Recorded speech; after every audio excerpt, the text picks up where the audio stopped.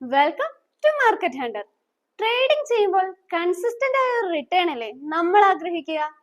ഏതൊക്കെ ഓഹരികളിൽ നിക്ഷേപം നടത്തിയാൽ കൺസിസ്റ്റന്റ് ആയ റിട്ടേൺ ലഭിക്കുമെന്ന് നിങ്ങൾക്കറിയാമോ?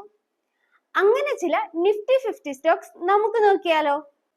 കമ്പനികളുടെ EPS അഥവാ ഏർണിംഗ് പെർ ഷെയർ വർദ്ധിച്ചാൽ അത് കമ്പനിയുടെ പ്രോഫിറ്റ് വർദ്ധിക്കുന്നു എന്ന പോസിറ്റീവ് സൂചനയാണ്. IT സോഫ്റ്റ്വെയർ മേഖലയിൽ ബിസിനസ് ചെയ്യുന്ന കമ്പനിയായ ടെക് മഹീന്ദ്രയുടെ ഒരു വർഷത്തെ return 45.85%. Hospital and health care മേഖലയിൽ ബിസിനസ് ചെയ്യുന്ന അപ്പോളോ ഹോസ്പിറ്റൽസിന്റെ ഒരു വർഷത്തെ റിട്ടേൺ 31.24%.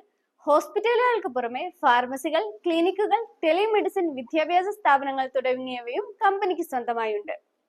ഫാർമസ്യൂട്ടിക്കൽ മേഖലയിലെ സൺ ഫാർമസ്യൂട്ടിക്കൽ ഇൻഡസ്ട്രീസിന്റെ ഒരു വർഷത്തെ റിട്ടേൺ 46.20%.